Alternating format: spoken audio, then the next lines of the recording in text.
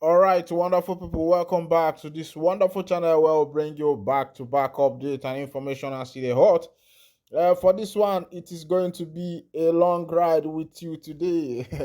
It's a new week. Welcome back to my channel, your channel, and this is where you need to be. Don't touch the dial in case it's your first time of joining us. Go straight and hit the subscription button, like, comment, and also share our news everywhere you are. We did everywhere, and that's why we're here for you. Let's go down to the information proper. A lot of people has been asking, why are French troops still in Africa, and what is the interest of the West in Africa? Let's look at, why does France have military bases in Africa? And of course, you know that some of these colonial masters have refused to let Africa go. But let's look at what is happening in the French country, because some of these things are very important. With a wave of coups in former French, and from this you also know why the Biafra independence have not come as soon as people thought that it's going to come. Let's see the bridges, what is holding some of these things, because it's important that you yourself you carry OT orientation, know wetin dey sup, so if you dey talk dey move, you go know how to dey add your matter. With a wave of coups in former French colonies in Africa, France is finding it can no longer take its military role on the continent for granted. There have been growing protests against France's presence in Africa, where it has previously flexed its military might. French troops have recently been expelled from Niger and Mali. Others are considering scrapping independence era deals that led to at least 30 French direct military intervention between 1964 and 1995. Why are French troops in Africa? Since independence, France wanted to perpetuate and safeguard the stability and durability of certain regimes, says Dr. Bakari Sambe, director of the Timbuktu Institute. The former colonial power regarded West Africa and the Sahel as a space of natural deployment and influence, he says. Prof. Bruno Chamboneau from Canada, Royal Military College of St. Jean, and an expert on peace and conflict interventions in West Africa, agrees. The French military presence in Africa has also always allowed France to be at the heart of conflict resolution and management mechanisms in the French-speaking Africa, particularly at the UN Security Council, he says. Giving military support to friendly African regimes in this manner has meant France can project and protect its own interests and mount rapid armed intervention, he adds.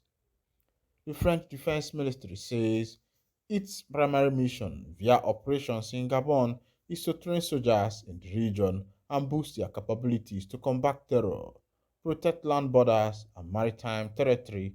This involves peacekeeping, intelligence, and logistics.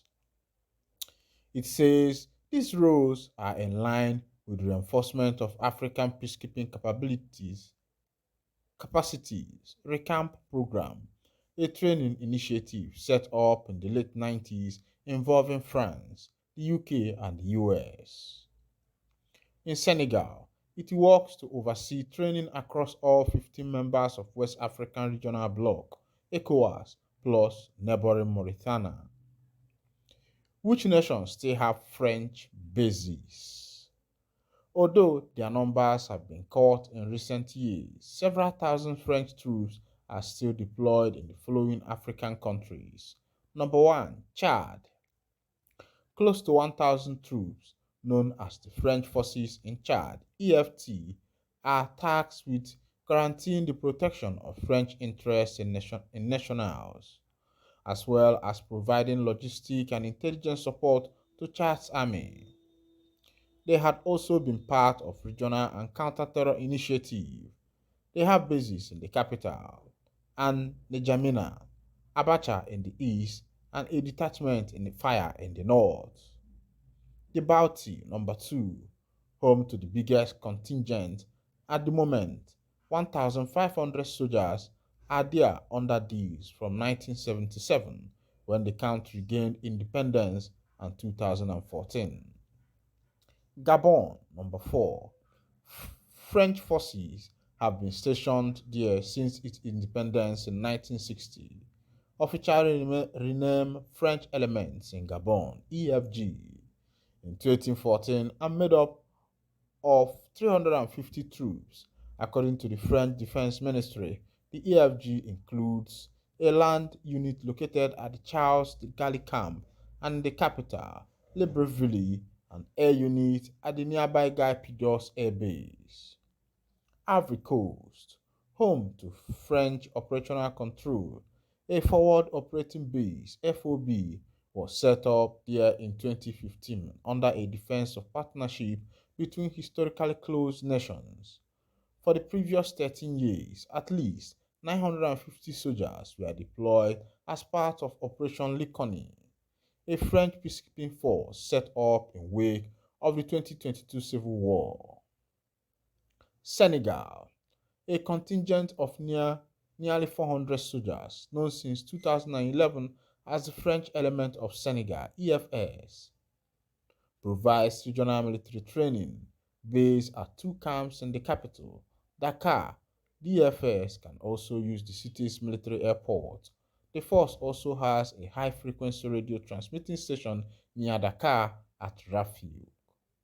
Last month, the 1,300 to 1,500 soldiers deployed to Niger, along with fighter planes and drones involved in counter-terror operations, began their withdrawal from the three bases at the request of the leader of the Jury coup. Why does France hold to its backyard? Africa gives France clout on the world stage and otherwise would not have as a mid-sized power, argues Professor Tony Chaffer of the University of Portsmouth in the UK. In an increasingly multipolar and competitive global environment, France has a primary geopolitical interest in maintaining its military presence in the region, he says. Being in Africa military plays a key role in justifying France's permanent seat on the UN Security Council. France is an essential actor when security issues in West and Central Africa are discussed at the UN or the international community, he adds. France has carefully guarded its economic and diplomatic links with Africa too. These species notable with the CFA franc currencies that are total to the French treasury, and via calculating close bonds with the ruling elites. Professor Schaffer says if France still considers the African continent to be its backyard, it is a product of its colonial history and how it negotiated its exit, pretending to leave so they can dig in deeper, as some have said. Why do protesters want French troops out? French armies go away, sang Ivorian reggae star Alpha Blondy in the late 1990s. That anthem marked the beginning of a new era of sovereignty. Yet, with the rise of Islamist militancy in West Africa, France took up a request to send in more troops. The first was Operation Savage, an operation in Mali launched after jihadists overtook the north of the country in 2012. This was replaced by Operation Bakani, a more regional counter-insurgency mission that ended in November 2022. In Sambe, Dr. Sambe argues that both of them failed as terror groups in region multiplied during this time. Countries began to doubt the importance of France's strategic presence.